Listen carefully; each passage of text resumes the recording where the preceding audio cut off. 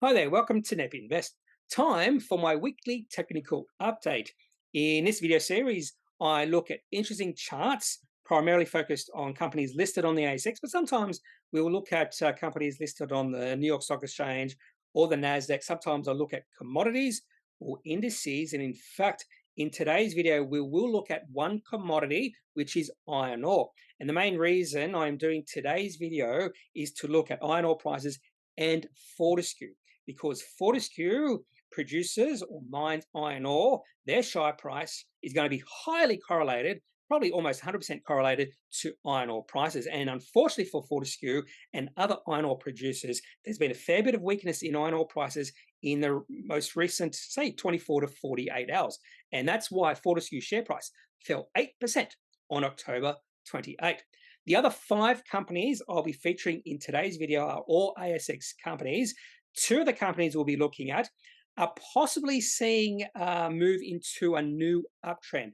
And in these times, these bear market times, not many companies are seeing their share price move up. So I am always looking out for those companies that are moving into a new uptrend or are in a continual uptrend. So there's not many companies like that on the ASX. So that's 2 other companies. The 3 other companies I'll be featuring in this video released some negative news over the past, say, 2 or 3 trading days, and we have seen the share price suffer because of this negative news.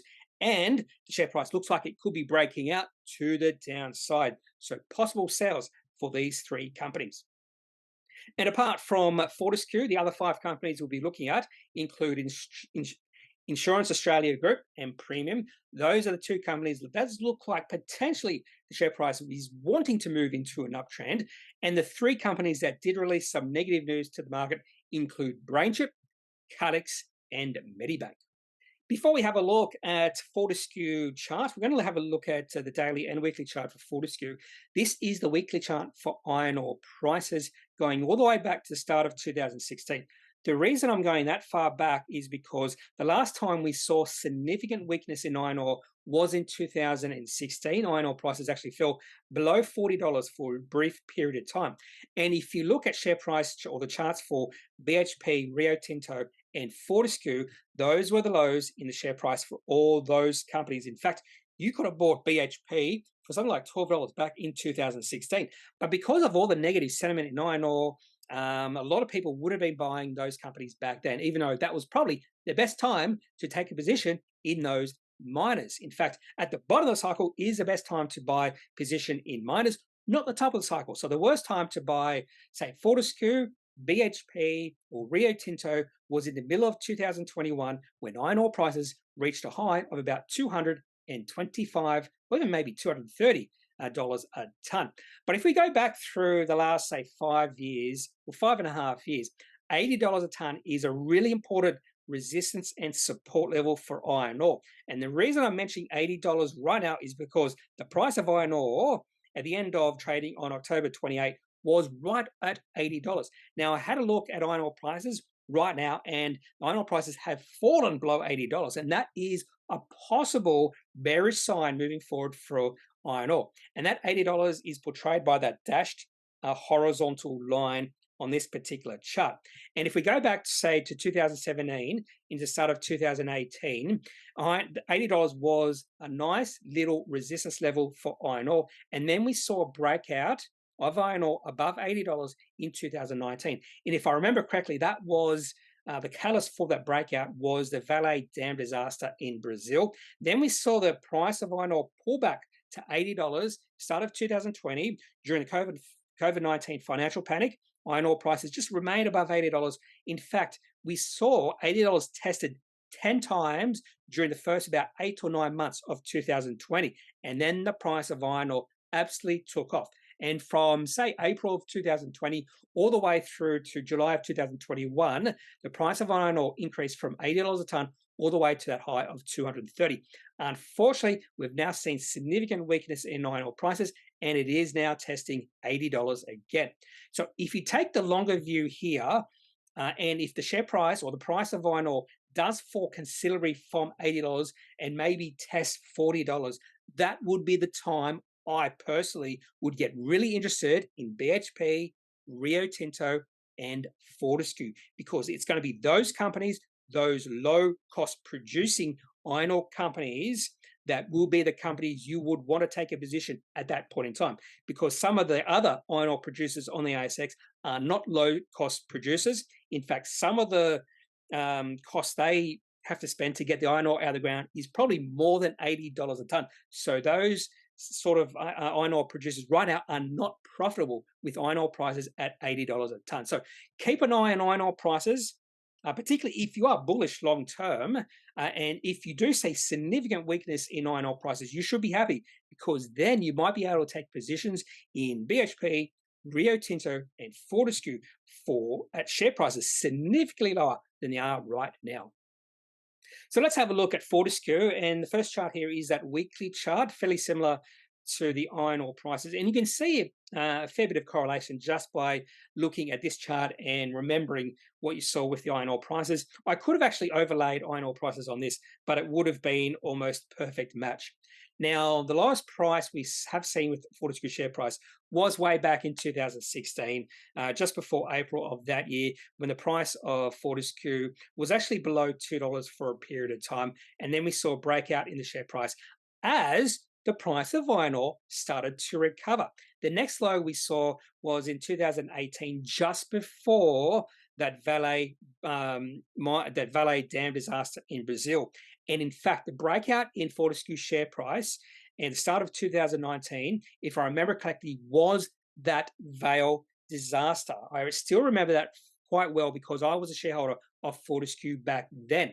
And then the share price just went on an absolute tear from that breakout in 2019. And that breakout was around about $5, if I remember correctly. So the share price of Fortescue actually became a five-bagger over the next 2 years. In fact, the share price of Fortescue reached a high of about $26.50. It does look like a double top, in fact.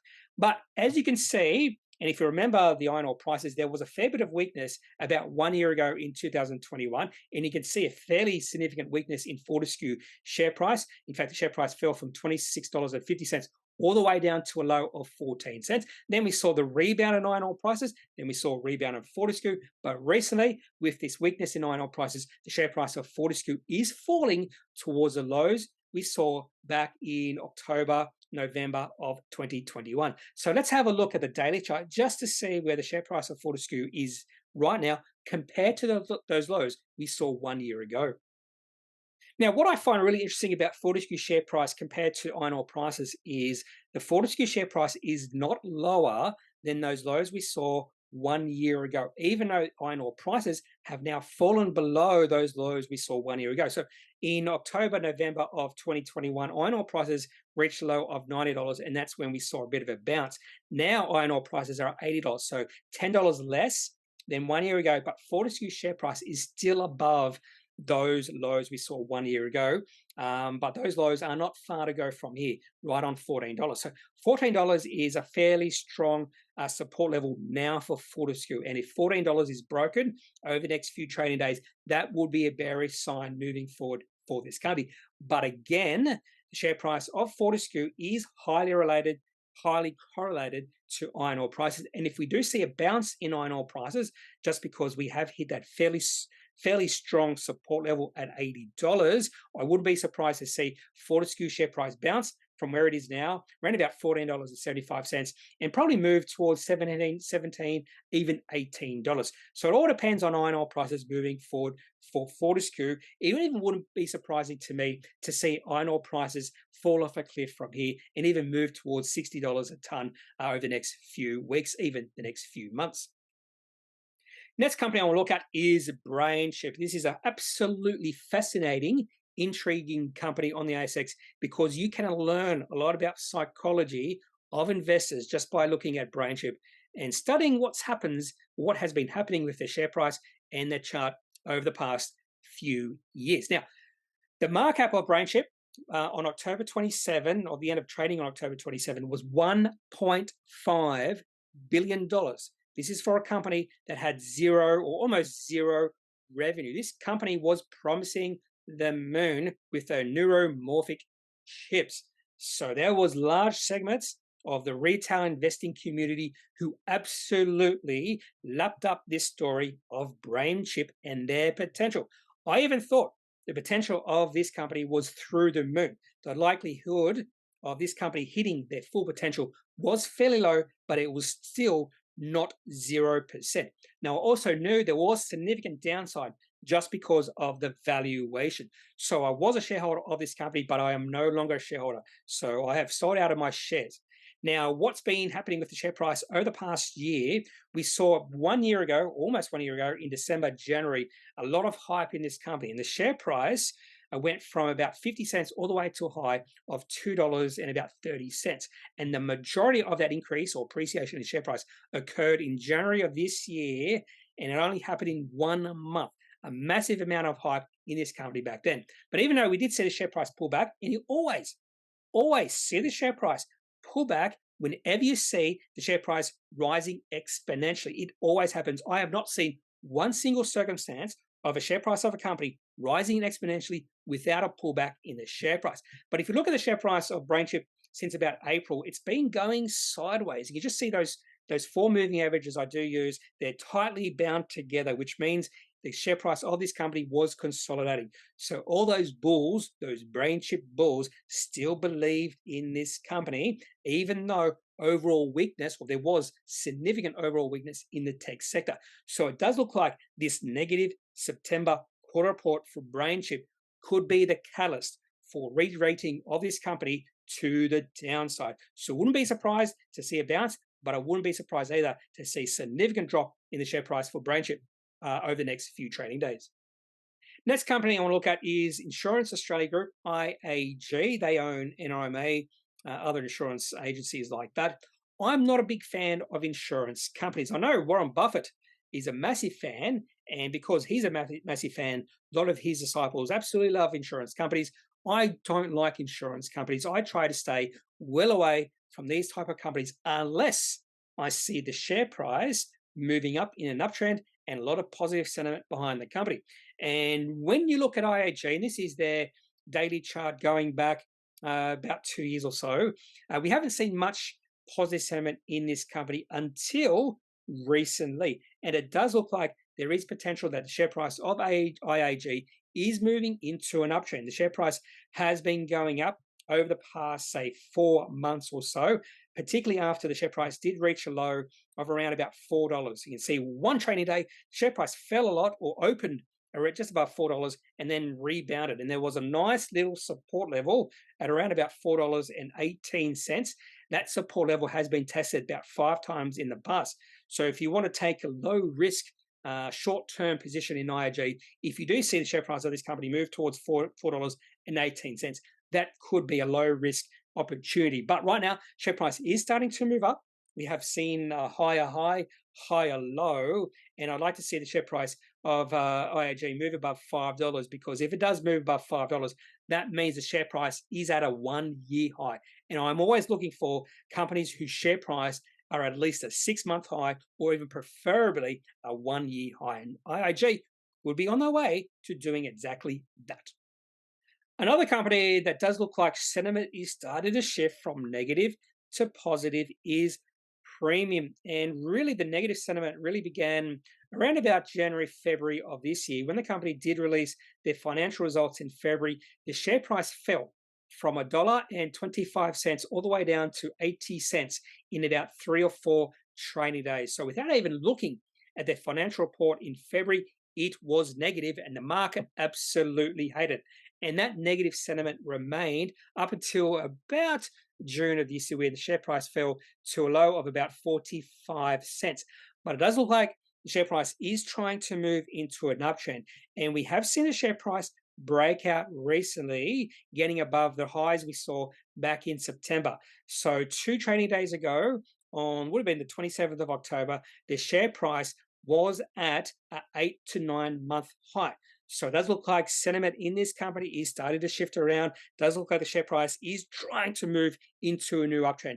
And these are the sort of charts I am looking for every single week, particularly in these bear market times. So if the overall market is falling, yet share prices of individual companies are starting to climb, that shows me there is strength in those companies. And Praemium is one of those companies right now. Next company I want to look at is Medibank. So I shouldn't have to talk about what happened with Medibank over the past few days. Now, the only thing I don't really understand is why any hackers would want medical information from people unless they're willing to or wanting to embarrass people with their medical information. So if you do know, if you have further insight, much greater insight than I have on why hackers want the medical information of people, can you please leave that in the comment section of this video? Now, in saying that, this could be leading to an opportunity to buy Medibank at fairer valuations or better valuations, because this has led to a bit of a sell-off in Medibank's share price and their valuation. And some people, some investors out there, always wait for these sort of situations. So this hack into Medibank is not a long-term structural issue for Medibank. So I can almost guarantee you, Medibank is now one of the safest health providers in the future. They won't be hacked into for many, many years, if ever again. Sort of like the best and safest time to travel in airlines was just after 9/11. I knew some people who refused to fly because they thought airline travel was unsafe. And that was the safest time to fly because there was going to be no terrorist attacks. And the security around airline travel back then was absolutely insane. But you just can't get that psychology out of people's minds. And that is what has happened to Medibank. Some people have just sold out because of this hack. And even though this is a short-term issue, in my opinion, that has led to the share price dropping to a fairly strong support level or a trend line. And that trend line is that dashed line I portrayed here, sloping dashed line. So this is the weekly chart for Medibank going all the way back to when they listed on the ASX. Can't believe that was in 2014. That's 8 years ago. It seems like yesterday. Anyway, every single time, which has been 4 times, even maybe 5 times in the past, the share price of Medibank hits that trend line, we have seen the share price bounce off it. And the share price right now for Medibank is just a little bit above that trend line. So that trend line is about $2.70 right now, and the share price of Medibank is $2.80. So now, if you love the Medibank, if you love their dividend yield, now could be a time to take a position in Medibank. The last company I want to talk about is Calyx. And unfortunately for this company, they were harmed by what happened in the federal budget because they lost some major government funding for a couple of their projects. Their carbon capture use and storage project that would have been with Boral. I think they lost about $30 million of funding for that project. And also they had a project with Adbury, a low emissions line project with that company, and they missed out on $11 million of funding in that project. So this company was hurt by the federal budget, and that's why the share price of this company fell 20% on October 28. Not only did the share price fall 20% on that day, the share price actually fell below a support level at $4.70. And the last time the share price of this company was this low was almost 1 year ago. In fact, it was in September of 2021. Now, there are a few reasons why I'm not really interested in this company. My risk tolerance has changed over the last few years. I'm much more risk averse, and this company, Calyx, is a low-quality company with lots and lots of risk attached to it. Even though what they do, I am really intrigued by. So this company calls themselves an agriculture, wastewater, and infrastructure solution company. So have a look at the website. They're doing a lot of interesting things, but this company is not profitable. Even though they have a little bit of revenue, and I think that revenue will grow, the valuation of this company has been above $1 billion over the past 18 months. So when you take into account the valuation and also the lack of revenue and profit, that means for someone like me who is much more risk averse, I'm not willing to take a position in this company, even though the share price is now down 50% from its highs. That's all I have for this technical update featuring 6 companies on the ASX that are looking interesting right now. So the whole point of me doing these videos is just to share ideas with you, including Fortescue, Calyx, Medibank, Brainchip, and what's the other 2 companies? IAG and Premium. If you have any thoughts, any questions about the companies I've featured in this company or about iron ore, just leave anything in the comment section of this video. Otherwise, I'm not a financial advisor. If you do need financial advice, make sure you seek out someone who is qualified and can speak to your own financial needs. That's it for this video. Have a good day. Bye.